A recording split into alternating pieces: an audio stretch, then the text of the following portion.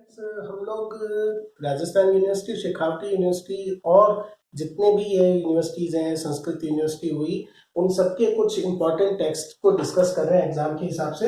And at present we are talking about Chaman Nahal का जो partition based novel है, partition की थीम वाला नॉवल है आज़ादी, उसके बारे में डिस्कस कर रहे हैं। We have seen in the first video about the story of the first part, किस तरह से जो पार्टीशन का प्री पार्टीशन जो टाइम है और किस तरह से टेंशन जो है वो ब्रू हो रही है, एक कम्युनल उसको कलर मिल चुका है। And we also come to know about जो प्रोटैगनिस्ट है लाला जी, किस तरह से उनकी फैमिली सियालकोट के अंदर रहती है। This is the first location of this novel. Sialkot में उनकी हिंदू फैमिली रहती है। And after the declaration of this partition by Lord Mountbatten decide होता है कि जो हिंदूज हैं they have to migrate to India. Initially like many other Hindu families, जो लाला जी हैं वो भी quite reluctant. वो reluctant है, he doesn't want to move from the place where he has nourished, where he has completely settled his business. लेकिन एक बार जब उनकी दुकान को लूट लिया जाता है, then basically his friends, Muslim friends also, वो उन्हें सजेस्ट करते हैं that it is time to move on और उन्हें वो माइग्रेट करना ही पड़ेगा।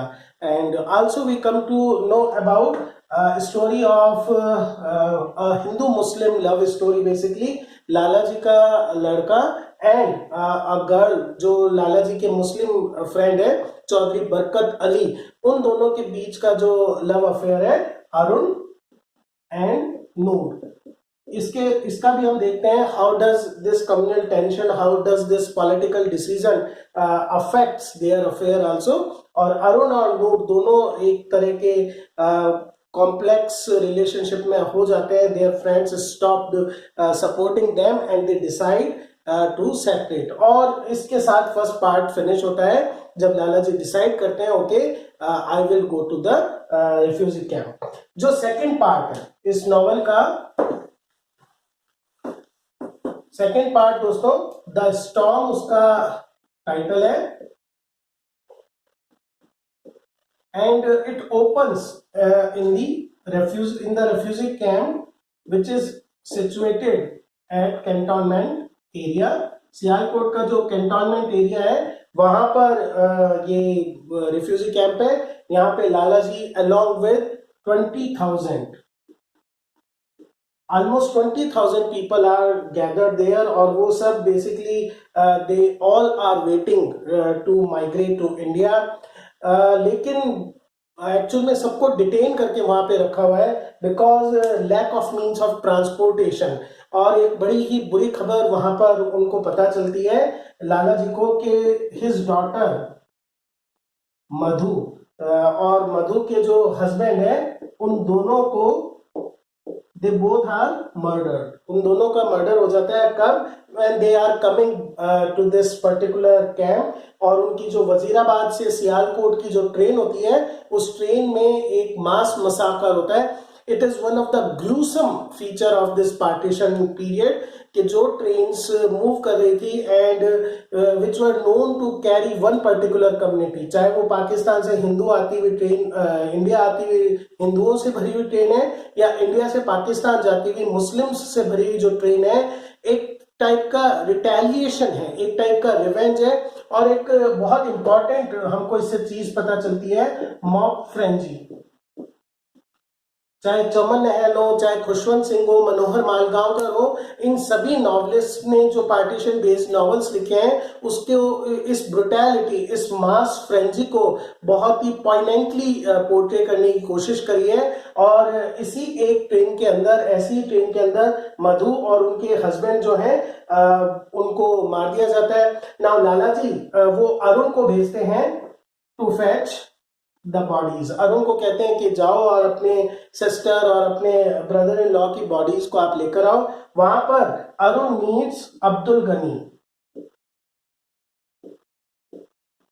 Abdul Gani is actually an old acquaintance, Lala ji के दोस्त रहे हुए हैं, मार्केट में दोनों की साथ में शॉप्स थी। ही इज अ हुक्का मैन्युफैक्चरर। हुक्का बनाने का इनका काम था, and he was very amicable, सबसे बहुत अच्छे मिलना जुलना before this particular political event happened. ये पार्टीशन से पहले की बात है।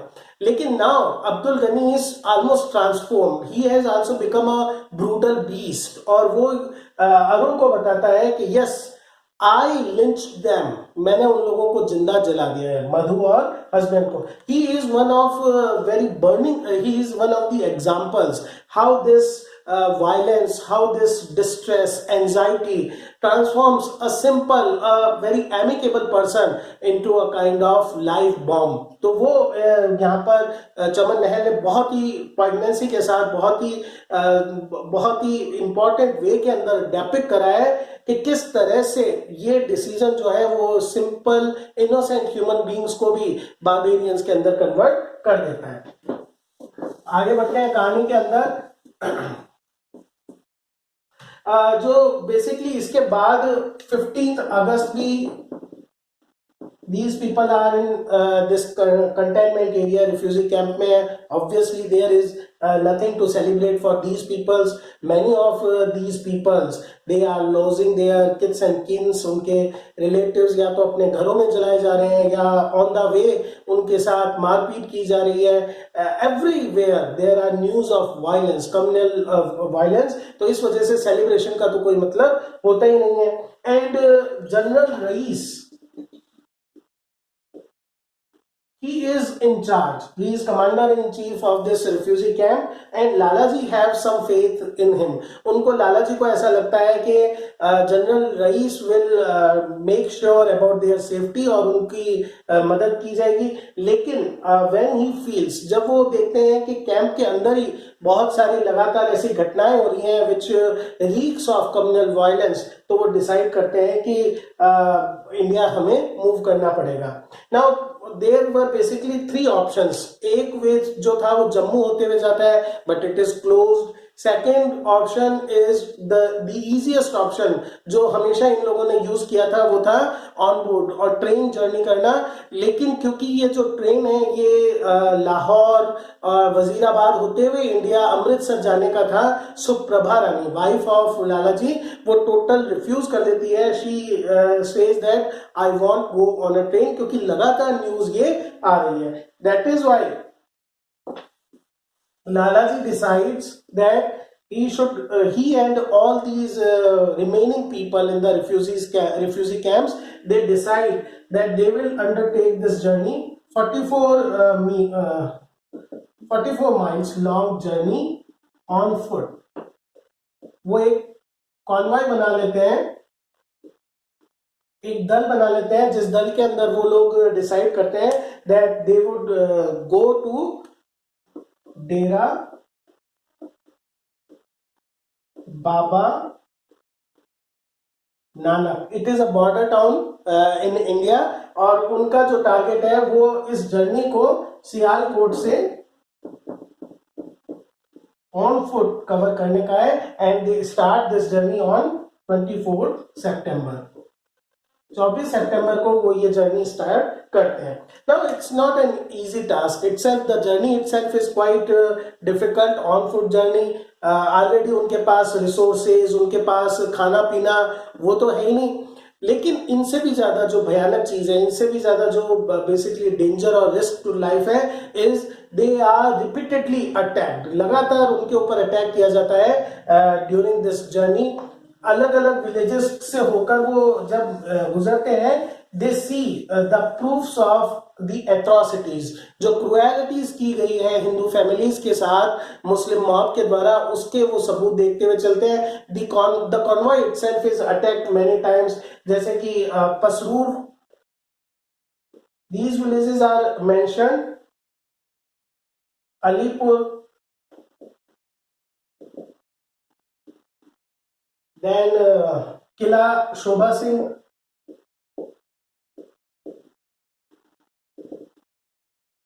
and finally near the border Narowal village।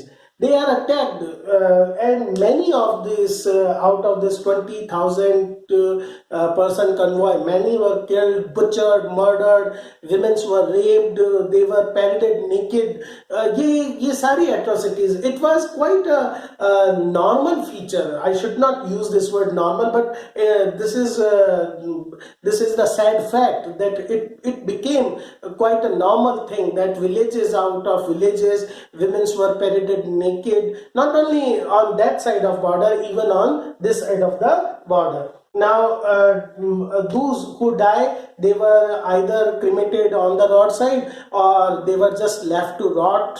So there was no other option. बहुत सारे लोग कन्वॉय छोड़कर सुसाइड कमिट कर लेते हैं. It was really a very traumatic period for all those people. उसके बाद Nankana Sahib, they reached Nankana Sahib, which is basically a very place of reverence for all the Sikhs, but they were shocked to find how Sikh families were brutally murdered, massacred by the Muslim mob here. यहाँ पर जो इनका camp लगता है, stay temporary stay करते हैं, there also things happen. वहाँ पर भी जो there is Captain रहमत Ali,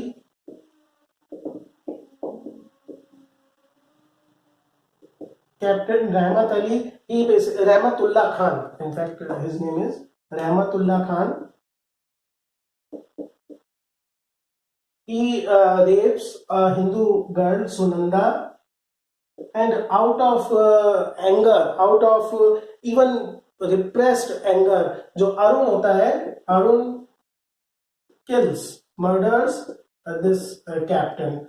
Not only this, there is one more pair, Chandni, and she is raped, brutally raped, and her husband,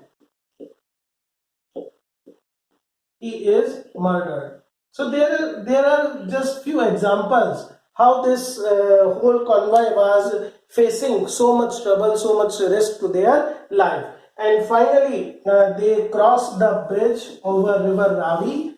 River Ravi का ब्रिज क्रॉस करते हैं and they reach Amritsar. Amritsar के अंदर भी इन लोगों को 2 months तक रखा जाता है.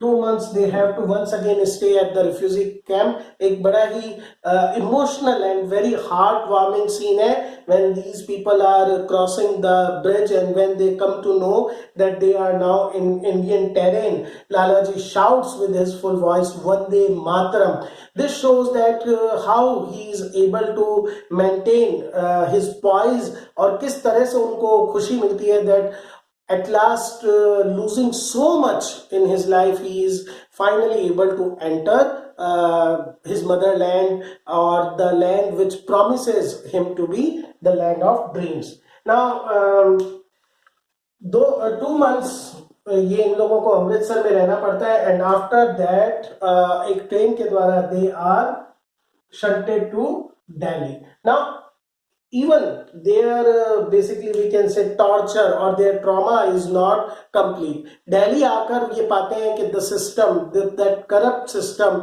everywhere officers are taking bribes for even minor settlements. जो दिल्ली के proper residents हैं, they see these refugees as intruders. Caste bias जो है वो भी यहाँ पर हमें देखने को मिलता है. कास्ट बायस को हम देखते हैं. They consider that these are Punjabi peoples and they cannot be trusted. So जो पूरी ये कम्युनिटी है जो पाकिस्तान से आई है, they are feeling left in the lurch. उन्होंने अपना घर, roots, family, belongings सब कुछ छोड़ दिया है, and in India people are not basically welcoming them with open heart and open arms. तो वहाँ पर थोड़ा इनका हमें पता चलता है that how they are feeling, that they are caught in between of a violent chaos. किसी तरह से लाला जी और उनके फ्रेंड्स, उनको थोड़ा बहुत जगह मिलती है आउटर एरियाज के अंदर, वो अपने आप को एस्टेब्लिश करते हैं, and Lala ji opens a small grocery shop. एक ग्रोसरी शॉप वो ओपन करते हैं, एंड इवन जो उनकी डॉटर है वो प्रभा जो है या सुनंदा है वो टेलरिंग का काम स्टार्ट करती हैं and somehow they start to eke out their living, किसी तरह से वो अपना गुजारा चलाते हैं. Now this is the part second. In the part third, the aftermath. This is the shortest part of the novel. This basically is about the assassination of Mahatma Gandhi.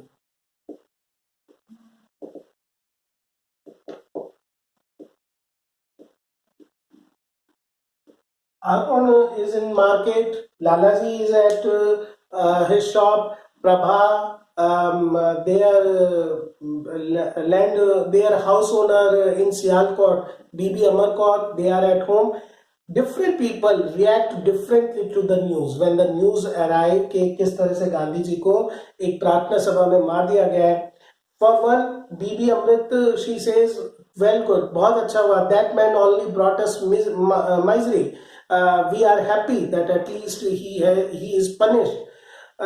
We have Arun who says that okay, it is bad because it will create more communal tension. There will be more chances of riots. There is Prabha and Sunanda who think that oh, this is very bad news. He was a saint. He was a Mahatma. तो हम देखते हैं किस तरह से this great event, I should not use this word event, this great catastrophe, basically different people have different opinion. It was such a warm topical time. People were not still come out of that shock of partition. Their lives have not still settled, so they were not in proper mental condition to react to this mammoth event. और लाला जी जो है, he is completely torn down. He is basically thinking that what the time has come to. I must tell you that when Lalaji see that how Muslims were tortured in India, his perspective changes. और वो ये सोचते हैं कि okay, people sinned against us, but we have also committed many atrocities on the Muslim people. So novel के last pages में there is a very famous dialogue, and in your question you can quote these lines by Lalaji. He says, we have sinned as much. We need their forgiveness.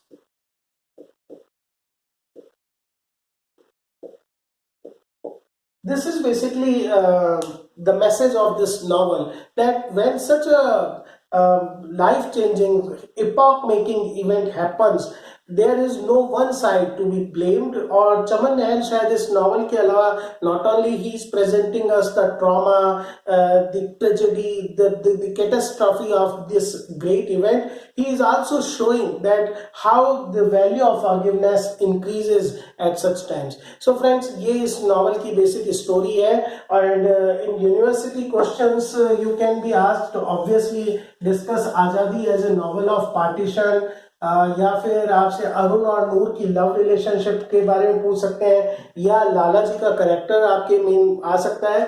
You must remember, जब भी आप इसका question लिखेंगे you should divide it into phases.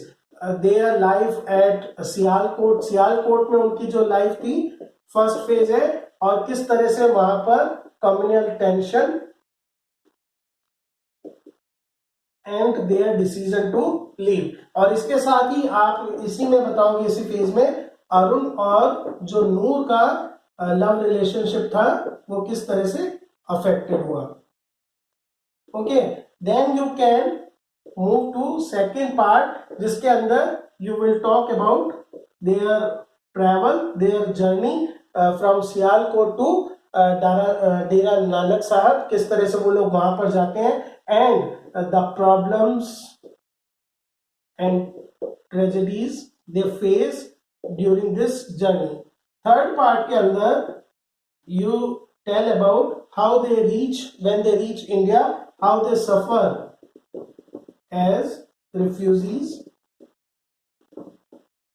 and finally fourth part के अंदर you can tell about the stoic nature of Lalaji, how he is still able to maintain his nerves and how he is ready to forgive his enemies. तो ये दोस्तों था आजादी novel. एक और work के साथ हम जल्दी मिलेंगे। Thank you.